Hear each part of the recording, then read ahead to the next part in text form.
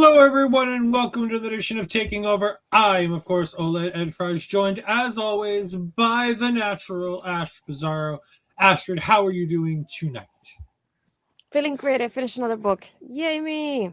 How are you doing? Yay! I'm doing all right. It's been a week, let me tell you. Just to cover some things from the last time we were here, we now have an announcement that's starting the week of Wrestlevus that we are going to start getting qualifying matches for the Wrestling Open Women's Championship that has now been announced. So very excited to see that happening. Yay. And like all of the men's matches have been taking place on Monday nights in Cranston, all of the women's tournament matches will be taking place in the Worcester shows on Thursday nights for this tournament. So as they stated, it's to give both crowds a bit of something to have that they can kind of have as their own for those shows. So that'll be cool to see. Very excited for that. Also, they finally announced the PWJ finally announced the entire card, or what looks like an entire card, for their Wrestlevus show that I'm going to, and I'm very excited to be able to see Charles Mason. I'm going to be able to see Valentina Rosa. I'm going to be able to see Emily J. I'm going to be able to see Sammy Diaz Jr., who works in the area all the time, just never happened to be able to go to a show that he's on. Notable names that I'm okay seeing because they're on the show. KJ Orsko is going to be on the show. I could have done without seeing him if I didn't have to. Not a big switch. Not a big Fuego del Sol guy. Sorry. And then TJP. I really could have done without TJP ever in my life, seeing him live. But, you know, main event against Charles Mason. It'll be fine. Mason will destroy him. Bobby Orlando is going to be on the show. Great to see Bobby Orlando again. Kylie Alexa's on the show. Can't wait to see Kylie Alexa again. Izzy Moreno's on the show. Can't wait to see her for the first time live. We'll talk more about her in a bit. So yeah, I mean, I'm very excited for the show coming up next month. I think it'll be a really good time. Streaming live on OWTV. Very excited for all these matches. But we are here to talk about WrestleMania week. The one show that we wanted to talk about seemingly during because like all the cards kept getting announced. And the one show that every time a match graphic came up would get sent by one of the two of us was Podermania. A little bit of background seemingly from commentary about Podermania. Podermania seems to be an offshoot of the Shimmer shows. Like it seems to be run by similar people. They seem to be using similar talent. However, I don't love shows that run once a year having championships. Because and if you're going to have championships, that's fine. But then don't tell me that this champion has been champion for X amount of days if they run one show a year. I'm sorry, Veda. I apologize, but that don't fly here with OLED. Like, I get the idea that she's held it for... I think what it should be is she's had X amount of defenses. She's held it, you know, for this many shows. Things like that. But when you're running one show a year, it just seems a bit odd to be like, yeah, she's been champion for 670 days or whatever it might be. And it's like, I get you. I get it. I understand the point. But it seems like a bit of a cop-out. Because she's wrestled at 2 shows. Yeah, This is the, I believe I'm going to say 7th Podermania, if I remember correctly. Poder Wrestling. They have had events. 8 shows. They had... Now, I think this is funny. The beginning of these shows, I'm sad they changed it because it's Poder, and then Poder Dos, and then Tres, and then Cuatro, and Cinco, and then Seis, and then they just went Podermania and Podermania 2026. I'm upset with you for not staying with the bit. We can do this 1, 2, 3, 4, 5, 6, and it's like, all right, now it's just WrestleMania weekend. By the way, all of these shows have happened in May, with the exception of the last 2 years, which have been simultaneous with WrestleMania, obviously, where they happened in April, and one show that happened in October in 2021. Randomly, the third one just happened in October. Mm-hmm. Yeah. All of them from Las Vegas, Nevada. So yeah, talk to us about the Horseshoe in Las Vegas, Ashford. What did you think of this open venue for this show? I will tell you that I like half of it and not the other half because I like some shots that you can see a lot of people, but there's other shots that looks pretty empty the way they set it up too. And I feel like they could have definitely filled up more seats. I don't know what their capacity was for the tickets though. But in visually, like in the entrance, it looks fine. Where once they go up one of the sides where the hurricane is, it looks pretty empty when the girls are going around the whole ring. But I like the setup overall. It looks very interesting. I like having not only Val but Veda on commentary. I feel like they're so fun together. So I really enjoy them. I had to ask Val for the ring announcer because she's the only one I didn't recognize. I recognize Emily May from the interviews, but the only one who was the ring announcer. Her name is Heather Lynn. So she's the only one out of the four like broadcast team and as a whole that I didn't recognize there. But everybody else, I feel like they did really great. I think my only criticism will be with the interviews, the sound was awful because I feel like at the beginning you could hear what Emily was asking, and all of a sudden it will like I don't want to say it was off, but it's like the volume almost felt like it wasn't working correctly, and like basically by the time the girls were to answer the question, you could barely hear what they were saying, and then at the end you could kind of hear it again. So you're trying to fill in the gaps of what's happening, so it didn't work out as well. You could hear Emily; it just was part with the interview. I don't know what happened there, and Yeah, it didn't happen. It happened more than once too, so it wasn't Emily. It's definitely the sound. It was rough. It was rough. It would cut out on Emily. It would cut out on the question. It would cut out on the answer. It was tough. And it only happened twice. Hello, Luis. Thank you for joining us. We greatly appreciate it, as well as Melball Collins, who joined in while I was chit-chatting earlier. The thief who stole Finn Balor's long pants. I'm not the They're not only going to one be who's like found. this. No, they're not going to be found. She's already burned them. It's fine. Here's the thing. When you do a WrestleMania week show, I realize somebody has to go first. And I realize that, like, obviously the closer we get to Mania, the more expensive the shows are going to get for, like, booking a venue. Mm-hmm. However, Mania week is seemingly starting earlier and earlier and earlier because this happened on Wednesday of Mania week, which could have been part of the problem. You know, so many people working so many shows, you kind of try to fill in where you can. This was an all-women's show, which is one of the reasons we wanted to cover it. There was a bunch of talent on this show that we wanted to talk about that we don't always get a chance to talk about or that we don't see a lot of on the shows that we have readily available to us. Let's start with the first match. I have thoughts and opinions. We had Joseline Navarro and Mazzerati taking on Leva Bates and Su Yung. Now, I knew three of the people in this match. I have never heard of Mazzerati before this. She has become one of my favorites now. I did not know of her. I did not know her game. You didn't know her from the Love Wrestling interviews? That's how I was introduced to her. Nope. Really? Nope. Not a... I know Maseratis are a car. I did not know it was a female wrestler as well. Leva Bates and Su Yung came out in Demon Slayer inspired, and I'll put that in quotation marks because I'm not sure how cosplay for Leva Bates. This was a pretty poor cosplay for her. She has done some fantastic cosplays, so this one felt a little bit low budget for her. I love Su Yung. Her run in TNA was fantastic.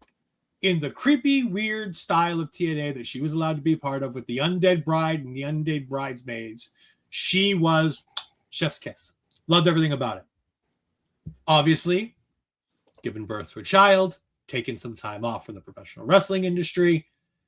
This match felt slow for the 8 minutes and 41 seconds that they gave it.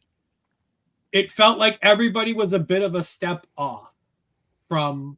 Because Leva Bates is a really good professional wrestler. We've seen her on Ring of Honor. We've seen her on Dark Elevation, sometimes on AEW. Blue Pants. I was gonna get to NXT and Blue Pants there too. We didn't see we didn't see her wrestle a ton in NXT as Blue Pants. We saw her on television a ton, but not much in the wrestling department. And it just felt like this didn't hit the heights I was hoping it was going to hit with some of the names that I was going to be. Like I said, seeing Leva Bates and Su Yung on a card made me a bit excited. And then the match kind of didn't deliver. I thought it was good. It was all right, but it was slower than I anticipated. And I just wish that Joseline got a bit more of a shine on it, because I think that there are other places you could have put Joseline to give her a better shine and a better, match than getting paired in here. I will say Mazzerati made an impression on me that I will never forget. I love her energy. I love her vibe. I love her gimmick. I'm in. I'm buying what she's selling. I really enjoyed them as a team, though, and I wish I would have definitely gotten a longer match to really expose that. I like in commentary how they brought up that they have a lot of experience wrestling. I don't know if it was 10 years each or something along those lines. And there was also a point that there was a confusion that I guess when Leva had tagged in and the person that was like pinning each other in the way that happened. So that was interesting because I was not expecting something like that to happen with the first match on the card. That felt kind of awkward to begin the show with.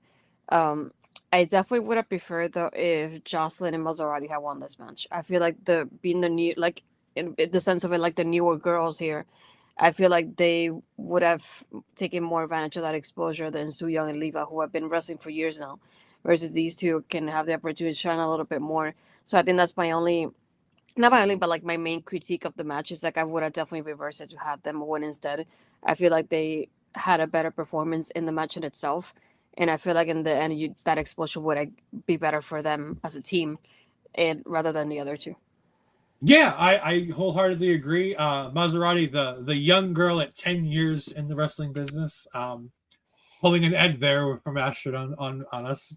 But she definitely, I mean, when you consider it, Leva Bates and Su Yung, who are both damn near 20 years in the business, it is indeed on the younger side of it.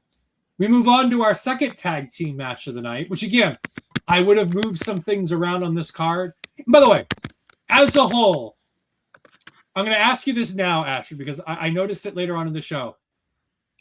This card on this show did not air, I think, the way that it was wrestled live in the arena. Oh. Because I don't think that 2 matches under 5 minutes went on after Brittany Blake took on Shotzi Blackheart later in the night. Oh, I see what you mean, yeah. I think because that was the advertised main event of this show was going to be Shotzi versus Brittany Blake for the Poder title. Then things got switched around when Charli Evans told everybody that she was going to be in Vegas for the week, and they moved the pre-show match that had Billie Starkz on it, because it became Billie Starkz versus Charli Evans, to the main event slot of the broadcast. But I don't know if it was the main event of the actual show. Again, I don't know exactly when these matches aired, but if they aired in the order they did, it feels like a missed opportunity to have 2 sub 5-minute matches take place between your championship match and your main event.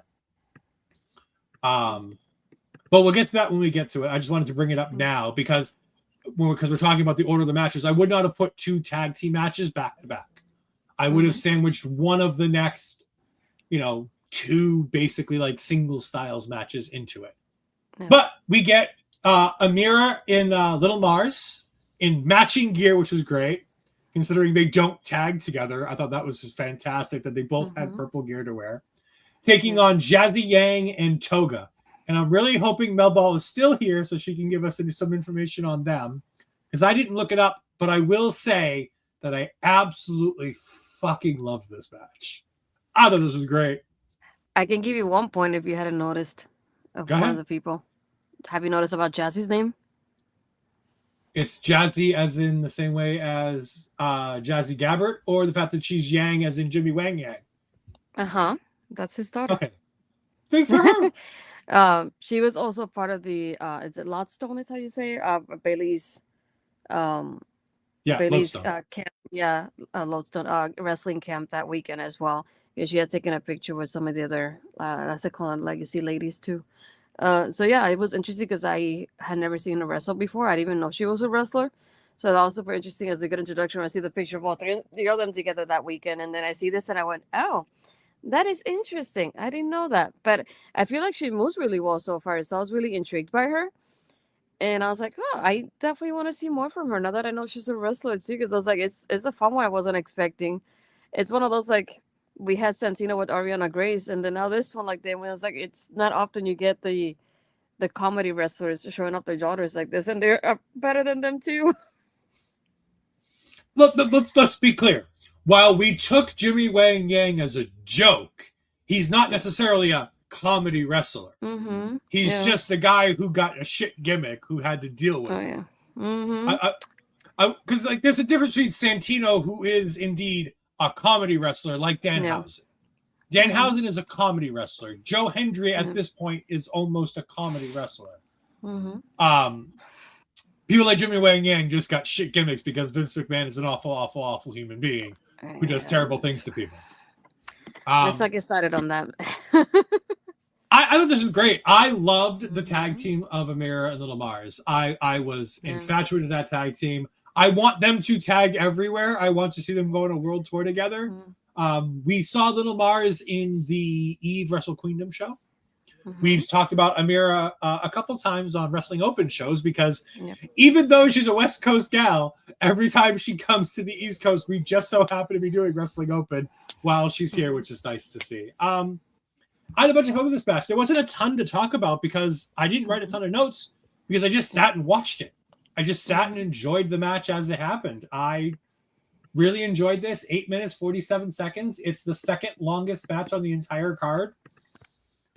Which is surprising when you consider some of the other matches on this card. I had a good time with it, though. I really enjoyed it. I had some fun, and Amira and Little Marz get the win. All pluses here for me. Yeah, I think more than anything, because like I said, I like Amira and Little Marz here, but what really stood out to me was Jazzy. Just thinking about the fact that I don't know how long she's been wrestling for, but I definitely want to see more from her after seeing this because it was a good introduction. Even having a short match, I feel like she really stood out for me, so that's why I want to keep going from this. Yeah. And she is 7 years into the business. So, yeah. She's been doing this a lot longer than anybody's noticed, apparently. Yeah. We move on to... Oh, boy. All right. This is not your match of the night with your person? I mean, it's certainly one of my favorite matches of the night. Not for the reasons it should be, but it is. The Las Vegas Boulevard Brawl between Nixi XS, dressed in her Vegas wedding gown extraordinaire, taking on Shazza McKenzie in some version of a showgirl attire, I think is what she was going for. I think Val needs to help Shazza with her attire choices from now on because Shazza's Taylor Swift Halloween outfit was way better than... Sorry, Val's Taylor Swift inspired showgirl's outfit from the Halloween show after the release of Life of a Showgirl was much better than the Shazza attire here. I'm all for having fun and having something to... And by the way, I love this match for as wacky, crazy, dumb as it was.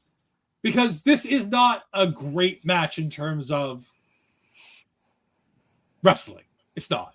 The girls, that's not what the girls were out there to do. They did not go out there to have a 5-star wrestling match.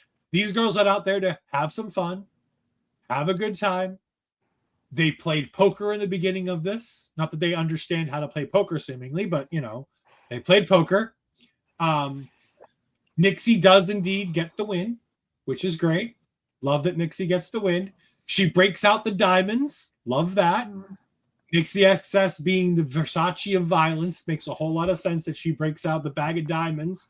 I think that's a great touch.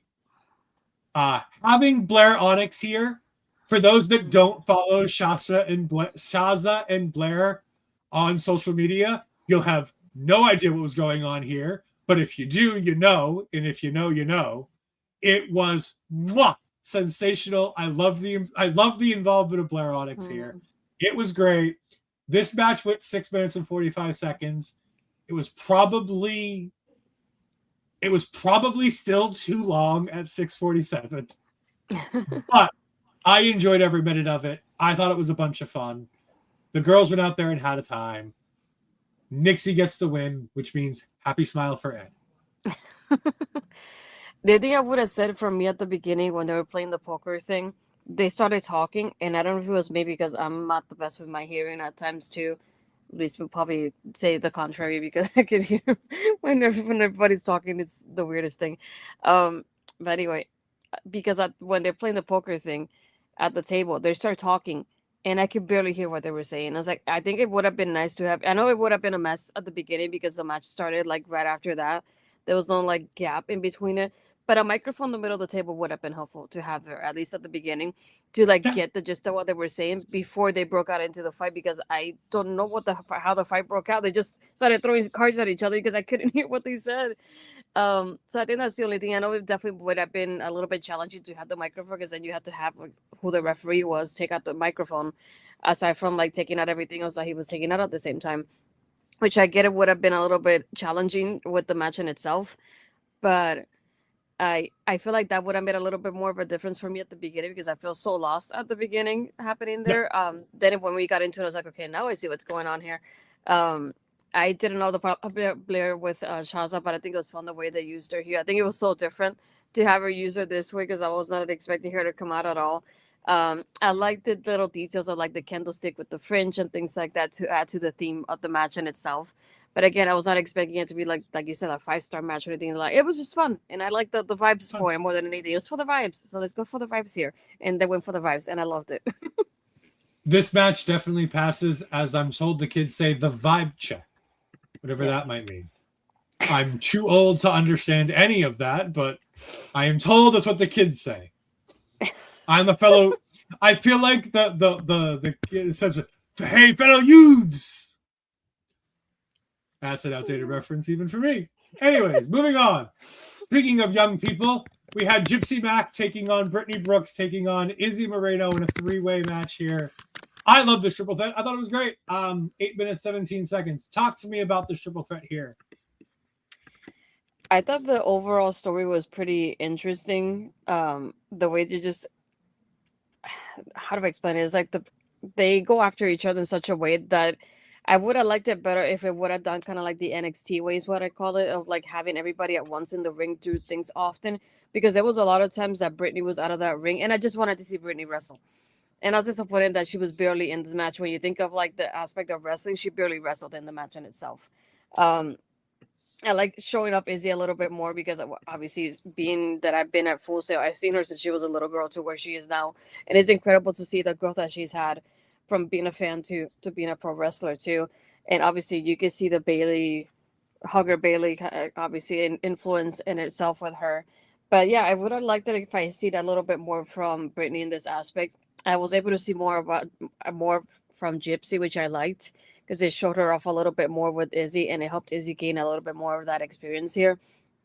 I like the ending though, because I like having the part of Gypsy been involved and the way that it felt like a hot mess, but the timing was really well done. And I like the fact that Brittany was able to take advantage for the win there at the end. And I love how it came out of nowhere for me in that sense of it, but I like how the timing of it worked out in the end. But it's one of those like matches, like I call them like whenever Edge would get out of the ring and then you know what he was winning because he was out of the ring pretty often. That's what gave me the idea that Brittany was gonna win. But I definitely would have liked to see her wrestle more in the match in itself at the same time. I will say this was match 2 of 3 on the day and match 2 of 7 for the weekend for Miss Brittany Brooks. So when we talk about the fact that she only wrestled a little bit of this match, let's remember this was her second match of the day. Her first match was a 4-way match in which she lost the championship. Oh no, sorry, she wasn't the champion. It was just she was in a match for Hybrid Pro Wrestling. She also faced, again, the amount of people and the amount of work Brittany Brooks put in this weekend. She faced Mia Friday, Ruthie J, Jasmine Allure in the first match that she wrestled on this weekend. She then had this triple threat. Later on in the night at SHP High Stakes, she took on Emily J. Then the next day, she had 2 matches, one of them which was a 5-way involving Madison Maxwell, Carolina Cruz, Mazzerati, and Tiffany Nieves. Then she took on, in the FSW ID showcase, she took on Valentina Rosa. And she was the only non-ID superstar to win on that entire show. I remember that from her social media posts. She then defended, the next day, she defended her FSW championship against Notorious Mimi. And then she took on the Cosmic Angels when she teamed with Sakai for the Stardom American Dream show after she defended her women's championship.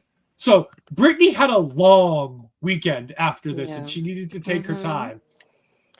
I thought this match was great, though. I really enjoyed this. Izzy's getting so well with the whole wrestling thing. Like, we've seen her a couple of times now on a couple of different shows. We've seen her pop up. I know she popped up at least once, if not twice, on our Uprising shows that we've been covering. When we covered Dreamwave and Uprising, she's popped up on a few of those. Gypsy Mac is great. I need to see more of her on the independent circuit. I want to see more. I like that gimmick. We all know how I feel about Brittany Brooks. I think she's one of the most talented women's wrestlers on the independent scene, not signed in any way, shape, or form to any company. I think it's a shame that she's not signed to any company. I think she needs to be signed. Izzy gets the win because Izzy learned the lesson that Brittany tried to teach her, which I think was a great ending to this story. Yeah. Izzy doesn't move, gets ready to pin Gypsy. Brittany comes in, throws her out of the ring.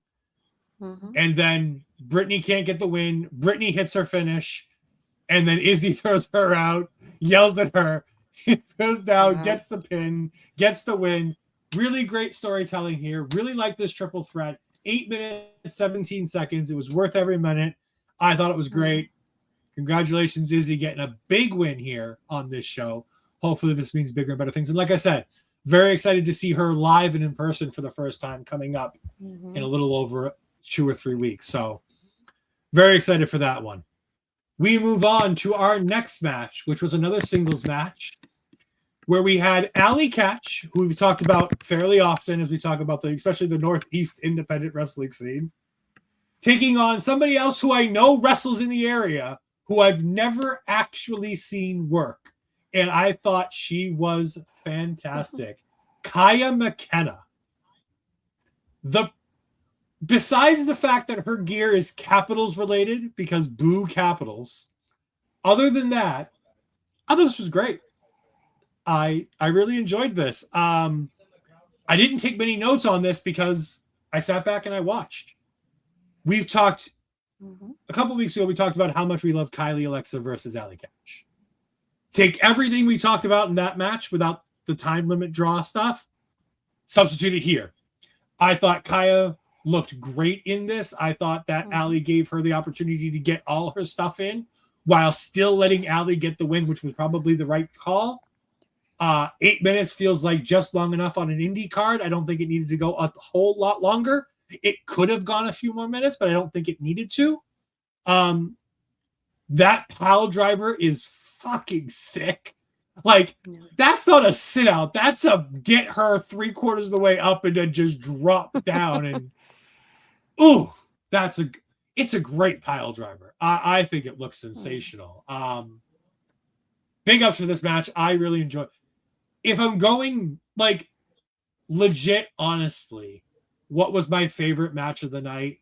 Not for entertainment value, but just for in-ring wrestling. This is the match of the night. Allie Katch versus Kaia was my match of the night. If you've not seen Kaia McKenna like I haven't, she's my one to watch for the entire card. I liked Mazzerati. I liked a couple of people we'll talk about in a minute that I hadn't heard of, that I hadn't seen before. But bar none, absolutely. If you watch nobody else on this show that you haven't heard of before, Kaia McKenna's on that list. She was spectacular. Yeah, the witchy vibes. I like more than anything because I'm used to seeing clips of Allie in GCW, and GCW, like I said, it's not really my vibe. So being able to see her outside of GCW has been better for me because I feel like it's giving more of a better introduction to what she's really like. And one of the things that Pele kick was so nice. It came out of nowhere the way she did it. I was not expecting that. So that was nice to see. Like you said, that pile driver is another thing that I had that really stood out to me.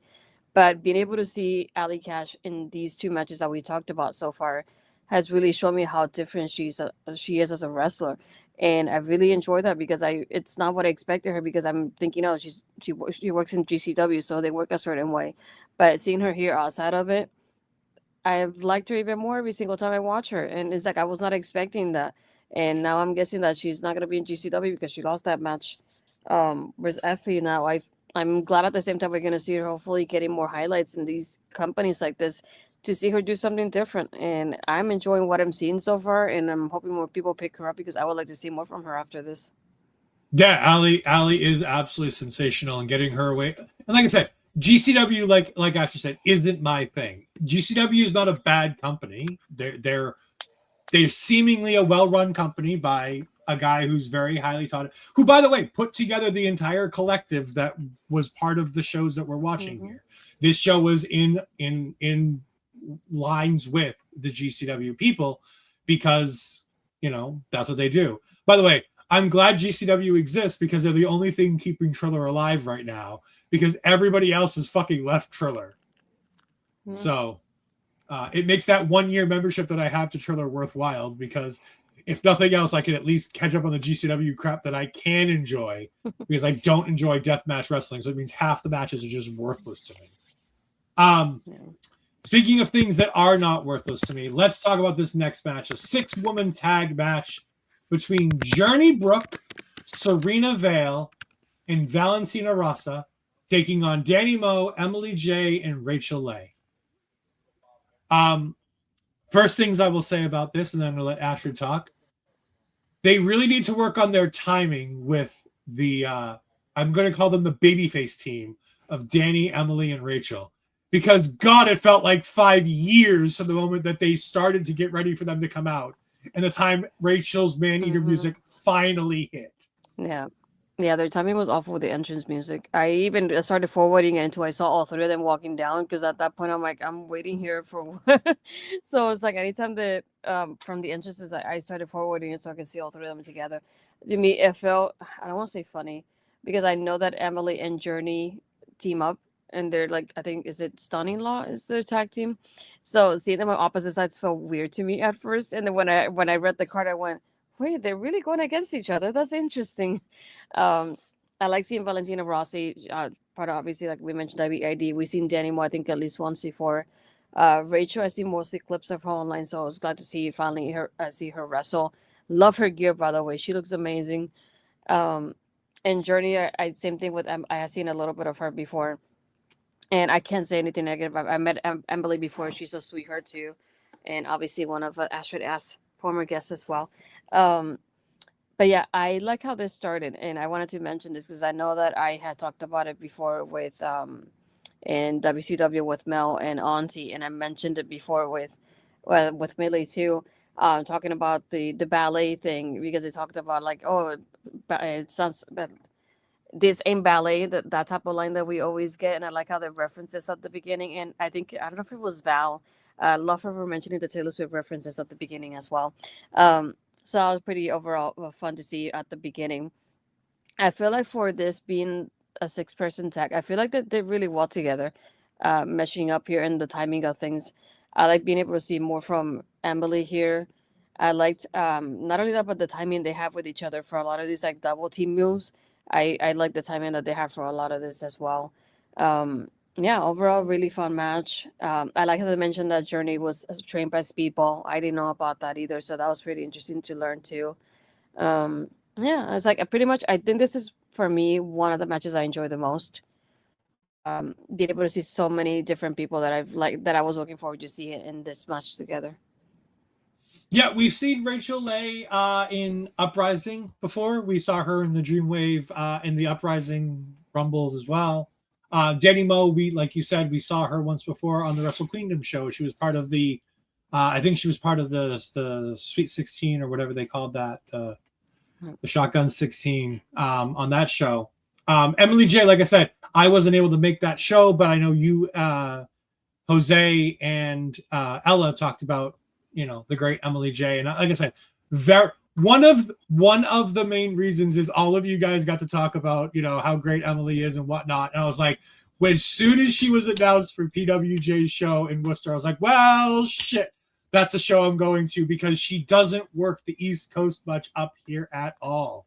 So when I heard she was coming up this way, I'm like, well, got to take the opportunity. It's just down the street. Got to go see this. I like this. I wish Serena Vale would come work up here, because that darker gothy gimmick is typically right up my alley. Serena Vale, I thought, was fantastic in this. I'll see Valentina Rossi, like I said, WWE ID talent, but she'll also be at the rest of the shows. So I thought that was really great. Rachel Ray, like I said, I put up her gear just a little while ago. That was the gear she was working with in this match. It was since her gear is top notch, and I really hope that I believe it was Deanna who was looking for new gear makers to have new gear. And I know Rachel talked to her about it and was like, "Hey, this is my gear maker." So hopefully she takes her up on that, because I can attest. I think Rachel Lay has probably some of the best, most unique gear. I was sad she wasn't wearing the Shawn Michaels inspired Heartbreaker gear that I've seen that she wrestled with at some other show, because that is a fantastic set of gear too. This is fun.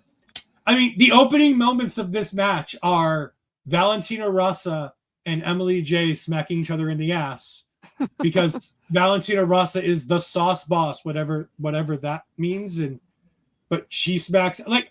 I think it's funny because she does it to Emily, and Emily is the stunner, so that makes sense with what Emily's gimmick and character. And then Emily just does it back to her. And I'm like, all right, cool. This makes a bunch of sense. It's a bunch of fun. Everybody's laughing. Everybody's having a good time. We've got Val and Veda on commentary who are just having a ball. Veda's obviously like a proud mama, seeing Journey Brooke out there as trained by Mike Speedball Bailey, who is Veda's partner. So again, just a whole bunch of fun here. 8 minutes, 24 seconds. Again, I will say this. The beginning of this card feels like the meat of this card. All of these matches, with the exception of the Las Vegas Boulevard Brawl, all got good time. They're all 8 minutes plus. Remember, I've said how good I was happy with the time of these matches, because we're going to get to a period here going from here on where I'm not going to be as happy about the time that most of these matches are getting.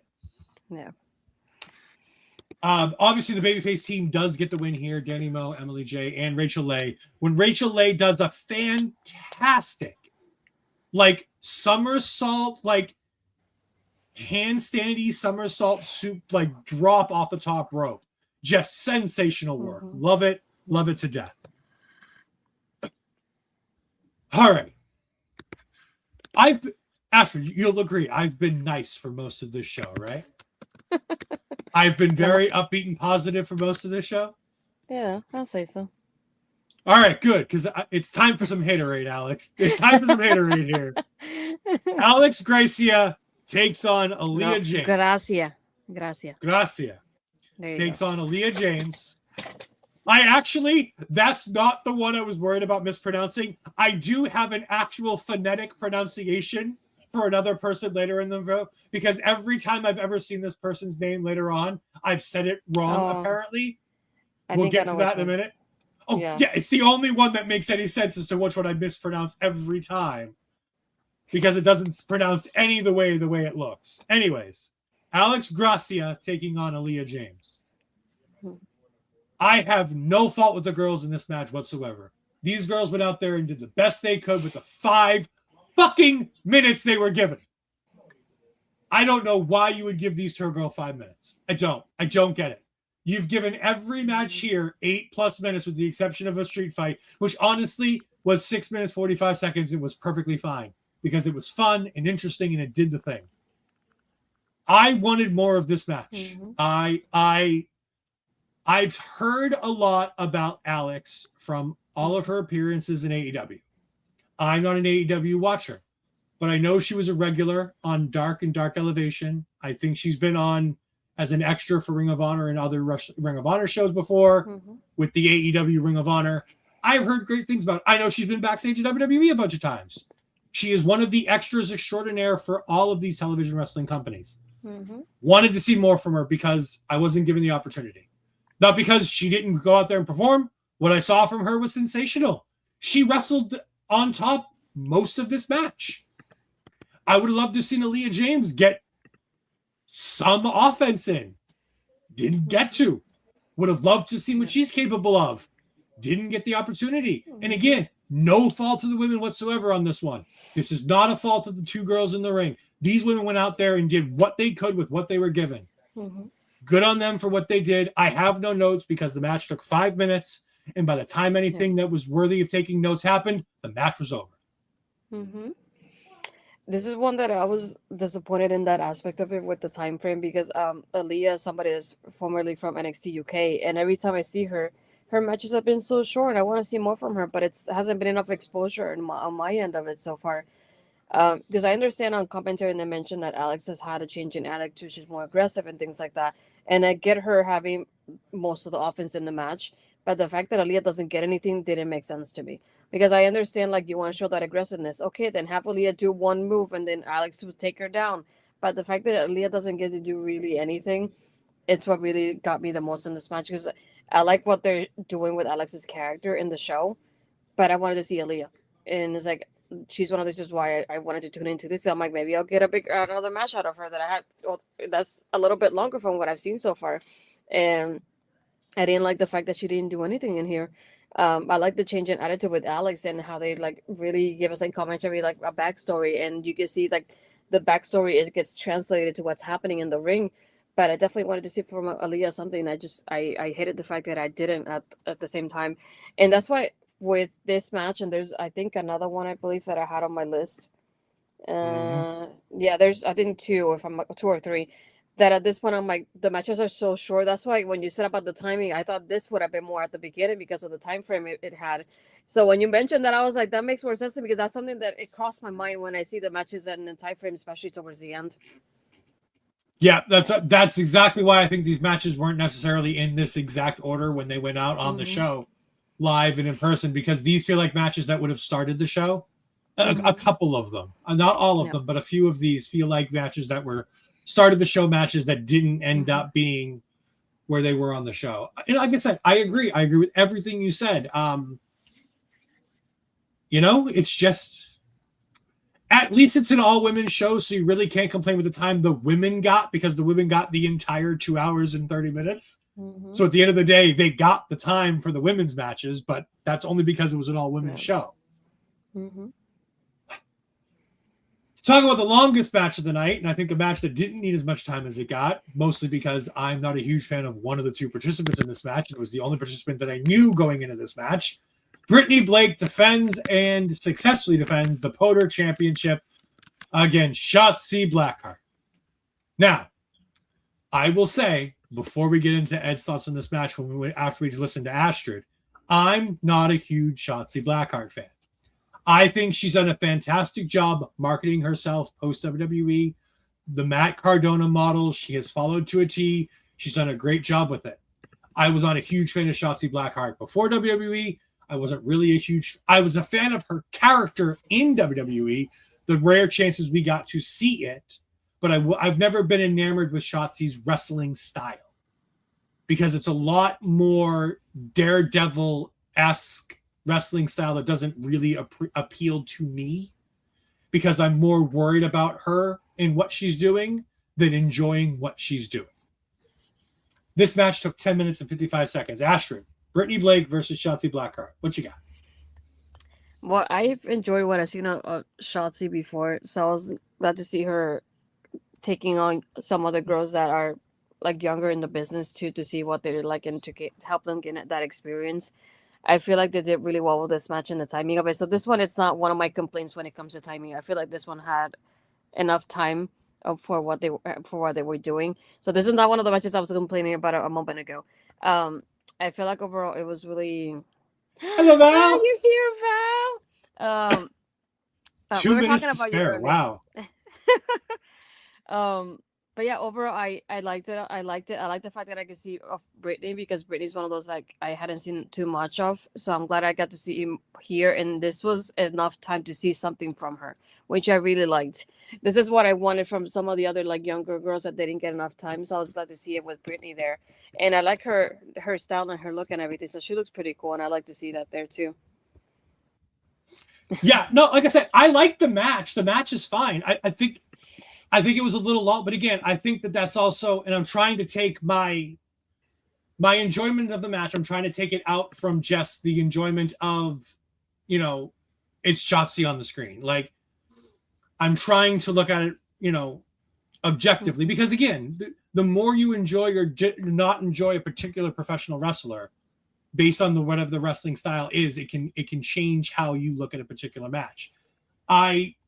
I think this match was really fun. I enjoyed the things that happened in this. I don't think it got too much time, but at the same time, when you have matches getting 5 minutes and 6 minutes on, you have 8 minutes, basically the entire broadcast version of this show, when you have 8 minutes, for almost all these matches, and then you have matches going 5 minutes, 6 minutes, 4 minutes. It's like, it just feels a little funky to give this one 10 whole minutes, almost 11 minutes. It was just, and again, like I said at the beginning of the show, no hate to any of this, but having a championship that's defended once a year and being like, they're a champion for this many days, again, come on, you could do better, guys. I feel weird saying it knowing Val's here. And like, I think it was Vader that said it, but I still I stand by that statement. I think it's a little funky. Also, Brittany Blake, again, all of these wrestlers we're like, we've not heard much about these wrestlers. We feel like they're young in the business. Brittany Blake, 13 years. It's just like the amount of times I go into my notes and write young wrestler, find out they've been wrestling for a decade. It's just like, oh, okay. Gotta get more knowledgeable about women's wrestling, apparently. Like, I feel like I'm open to women's wrestling more than most, and I feel like every time I get into these moments where I start talking about it, and then the foot goes right in the mouth. Like, imagine the fact though that for somebody like you, that you have knowledge compared to most guys, and I'll put it like that because I know you, and you have a lot of knowledge from women's wrestling. But think about the fact that of all the women that from not only tonight but overall since we changed the show to this, all the women you have been introduced to, you had no idea about, the ones you knew and the ones you still don't know about. And we used to get shows, independent wrestling shows that have either 1 or 2 women's matches with all the talent that we have talked about so far, and we still haven't even talked about some of them still. That's incredible to think about. There's at least 7 names on this show that I had no, like, Mazzerati's been in the business over a decade. I'd never heard the name before. That one. Yeah. Like, and again, like I'm not sitting here and saying I'm a connoisseur of women's wrestling. I enjoy women's wrestling. It's not my favorite wrestling to watch, but I enjoy it. And I think, as Val said, yeah. We're not going to talk too much about that. I think the match was given the most time because originally, I agree. It was supposed to be the main event. It got moved to where it was because, okay, that makes more sense as to why it wasn't. Okay, now we're getting, see, this is why we needed Val here, because we talked about the order of the card and how some of these matches didn't feel like they were supposed to go after. This makes sense. Shotzi had to work another show. That match got moved. That makes a lot of sense. I like this. That's the beauty of being a wrestling fan and continuing to learn, right? I can't. Yes, Lodestone.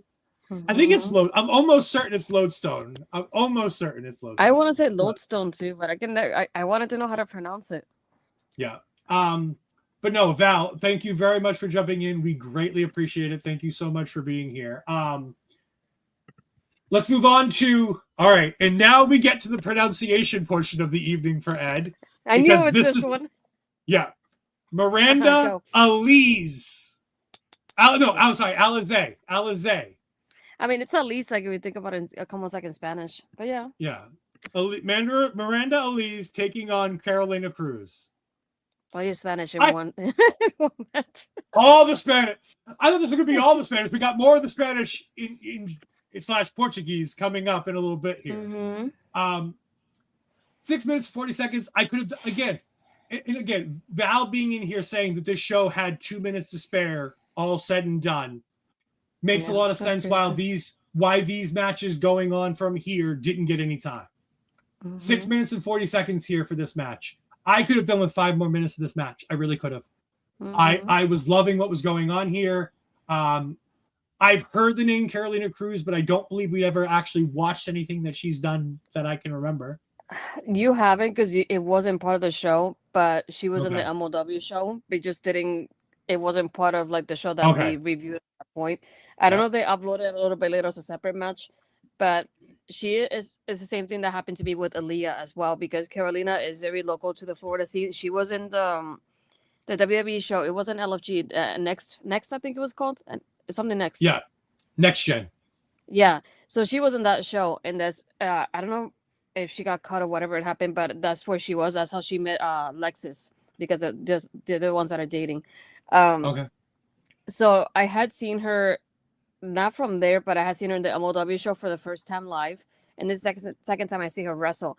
But both shows, I've seen her basically. Well, in the MLW one, she basically got squashed. So I was like cheering for her, and I didn't even get to see her wrestle at that point because she got squashed. And I was disappointed because I'm like, I want to see Carolina this whole time. I know she's at least local to the Florida scene, so I hope I have the opportunity to watch her live. I hope that's my only thing. But yeah, I like here the character they put for Carolina, the way they talked about her determination, and Miranda having the experience that she has. Miranda's the one that went against Rossi for the Ring of Honor Women's World Championship. Was my introduction to both of them to begin with. So as well, I was familiar with Miranda from before as well. Yeah, this is another one that I like how the match was going, and I just didn't like that it got cut, basically, because it was so short, and I was enjoying how the match was going. And I finally got to see a little bit more from Carolina than I did before. Yeah, I thought this was one of... Miranda on this card was one of the reasons why I wanted to watch this card, because I hadn't seen her work in a while, but I've seen some of her things from before. And I was like, all right, cool. I like this. But it's just like every time I see the name, I just know I mispronounce it because I just look at it. It goes, makes a lot of sense, doesn't it? And then it doesn't. Yeah, entrances do take up a lot of time, especially when they're multi-women matches. Yeah. And again, the fun thing was that I'll give this a kudos to this show especially. You didn't see a lot of single women's entrances. It seemed like even in the tag team matches, they tried to bundle people as much as possible. In that 6-woman tag that you had going on earlier, all 3 women on each team came out at once. Now, again, we did talk about the problem where it felt like it took 10 years in between the entrances because there was that issue with the timing on the Maneater music for Rachel. And again, this is no shade to the promotion. Like, it's hard to put on a wrestling show. Timing is tough and nothing ever goes according to plan. I mean, look at All In. One match goes 10 minutes too long and your main event goes from being a star-studded 20-minute match to being 5 minutes with Rey Mysterio taking on the Golden Lovers. Like, things happen and, life happens. I get it. It's just it just sucks for the talent because you never know who somebody wants to watch. And like I said, we talked about Aleah James.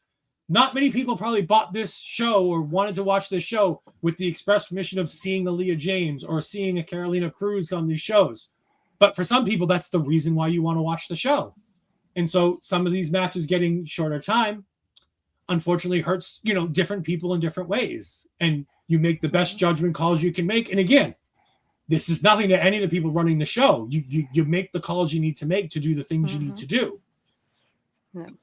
We move on to our second title match of the evening, the Ladies Night Out title match. I don't know what promotion this is from. So Val, if you I'm assuming it's Ladies Night Out, but I've not heard of this promotion. So you can if you know anything about the promotion, you can give us a little bit of knowledge on that one. That would be great because I didn't do my research on that part of it. But we had Jasmine Allure taking on Alejandra Leon.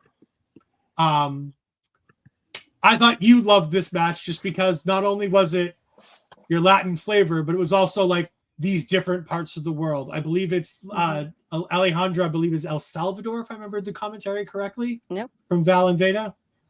Yeah, and Jasmine is representing Mexico here. Alejandra was just an extra on SmackDown. So that was pretty cool to see her. She was in the part with like the trick entrance and this SmackDown. Yeah, so if you go back to the, I think I posted the clip on social media. So if you see the clip of him backstage when there's a girl with curly hair, that's Alejandra. If anybody hasn't seen her, plus Jasmine, I've already had interviewed Jasmine before, so I was already looking forward to this one too. Um, yeah, I like the representation throughout this whole card, something that we hadn't talked about really, but we definitely get people from so many places from around the world here. It's incredible, and I really love that about this too. Yeah, I feel like these two had chemistry. I enjoyed it. I love anytime I get to see Jasmine wrestle. She's pretty cool, and I love her vibe and her whole aesthetic and everything that she has going on. Alejandra, I don't get to see her wrestle as often, so it's pretty nice to see her at least be with somebody like Jasmine that has experience as well. I think Alejandra, I'm not saying they have the same amount of experience, but I think Alejandra has a little bit less than Jasmine, if I remember correctly. Yeah, I like what they did here together. The promotion is called Ladies Night at Lighthouse, so you probably see as L and O pretty often. But yeah, I like the fact that Jasmine got to win this and return his championship. Yeah, Jasmine is 6 years in the business. Alejandra is 8 years in the business. So Alejandra is actually a little bit more. I thought this match did more with its 434 than the Alex Gracia Aleah James match did with its just over 5 minutes. I really enjoyed this match for what it was. And again, time constraints. If the show can go on as long as it can and they get all the right time, 5 more minutes on this would have been great. But I thought that they really told a really good compact story in those 4 minutes, which again, not that the Alex Gracia Aleah James match didn't do the great storytelling, but I felt like both girls got more out of the ladies' night out match than we did out of the other match. But again, I'm going to make sure that we keep looking for these two names as well as other names as we keep going forward on these shows, because these are names I definitely need to see more of. That would explain why I've not seen it yet. It's another promotion. It's another thing I need to get. Title Match Network. Yeah. Well, with me being able to drop Triller very soon, because there's not a whole lot more on Triller coming up, I'll be able to move that subscription over to a different network, so we can go ahead and get more of these great promotions. We then have our pre-show match that became our main event because of the rescheduling of the card and the availability of Charli Evans to be on this card. The main event with Billie Starkz taking on Charli Evans. I don't have to curse this promotion, as I said a couple weeks ago, because when we talked about this originally, I said if this match isn't on the broadcast version, I'm going to lose my ever-loving mind, because I needed to see this match, because this was one of the big reasons why we did the show. Yeah. Unfortunately, this match gets 4 minutes and 28 seconds. However, in 4 minutes and 28 seconds, it gave me all the things I needed to see. I love this. I thought it was great. I thought they packed so much into 4 minutes and 28 seconds. I absolutely am adoring learning more and more about Charli Evans. Obviously, I've heard the name before we did with Wrestle Queendom a few weeks ago in March. However, I had never really gotten the opportunity to sit down and really watch her matches and see what she does. She's fantastic. And we've talked, God, I feel like we talked too much about Billie Starkz and how great she is, considering she's a signed talent. And we talk about her as much as we have on this show since transitioning to the independent wrestling scene. She's still probably top 3 workers in the business right now on the ladies' side. Like, the fact that she doesn't get in my mind, the respect that she deserves in the company she's working for right now. Like, I get you have Athena, but for the love of God, can we put the fucking title on Billie Starkz already? For the love of God, put that thing on Billie Starkz. I love Athena, but we need to do it. We need to do it. Yeah. This is the match that this is the match that I was most disappointed in with how short it was, because I was looking forward to it. It was like, Charli's in the US and she gets to wrestle so many people that she doesn't get to wrestle all the time. So I was waiting for that. And the ending really caught me off guard, the way it happened. I don't know where Billie winning. I kind of figured with the sign telling that she was gonna win, but the way it happened, it came out of nowhere for me at the same time. But I like the fact that Charli took advantage of the time she was given, because she really showed up that she's a powerhouse, and even with her speed and everything, I have no other way to describe her. She was amazing in this match. and it just made me want to see even more from her. So I definitely had to go back and watch the match with the title match they had. I think it was before the Queendom that weekend. So I hadn't seen it. I think it was a steel cage, something like that. So it was pretty great to see. Oh, that's interesting. I was gonna say I that's didn't another. realize that. That's another show on my watch list at some point coming out of Yeah. WrestleMania weekend is definitely Effie's Gay because it's got Rick and it's got Bear on that show as well. So it's definitely on my list of things to watch. By the way, while we have Val in here, Val, can you drop your social media so we can shout out you and Dreamwave and Uprising as we do all of this, as we get ready to end our show? Because people definitely need to be watching Dreamwave. People need to be watching Uprising, where you are. If people don't know, she is the ring announcer for Uprising every time he's there. She's also the women's matches ring announcer for all of the Dreamwave work. So if you watch either of those promotions out of Illinois, please make sure you're doing that. Even if we don't cover these shows every time, I do watch almost all of these shows since we covered the first one, because I have fallen in love with this promotion, even if I need those announcers to be put on a platform where they can see the ring in a better position. And now that Val's here, I know she can hear it and take it back to them. Put them on that stage next to that show, because I need them a little elevated so they can enhance that commentary, because, I love those Dreamwave shows. But Astrid, while we're waiting for Val to go ahead and drop some social media links, can you tell the good people what you've got coming up in the near future? Not much. You can find me mostly on my my Twitter is Astrid Pizarro, my Instagram and Threads is Astrid Pizarro 20. You can find me a lot on my book account. That's one of the things I do offline when I'm not here, reading a lot of books, and I've been doing a lot that more lately than usual. So I like the fact that I'm able to dive into different stories that I didn't get to dive in last year. So going through a lot of my stacks of books is what I've been doing more than anything. And you see my Kindle that Luis got me. So you can find me doing that on my social medias. I'm hoping to redo a little bit more of the reading blogs that I used to do, because I know people like Peggy told me she wants my long form content on the reading vlogs that I post. Yeah, but that's pretty much it for the moment. You can find me again next time we decide, which is not next week or the week after that, if I got it correctly. 2 weeks. I always forget the order. 2 weeks from tonight. So for taking over again, and then I know pretty soon we'll hopefully do some killer cuts. I've been trying to watch one of the shows that we want to cover, but it kind of got slow and it put me in a little slump of watching shows right now. So I'm hoping we can cover that soon. But there's a lot of horror movies coming out and that we haven't really talked about. So I definitely want to do that soon. So hopefully more killer cuts coming soon. Yeah. You can find me at these places, which don't really matter. The all local establishment stuff is right here at the bottom of the screen. But while Val is here, we do want to go ahead and shout her out. Thank you, Val. You are fantastic. They don't have a television there either. That's an interesting thing I didn't know. That would also help them as well. Very nice to know. She also says that she works with Warrior Wrestling, Boca Raton Wrestling, and a few others. Well, absolutely. We appreciate all of the fine work that you do. Thank you very much. We greatly appreciate it. And hopefully one of these times when we cover one of the promotions that you're on, hopefully we can try to catch you and have you on the show with us, because that would be fantastic.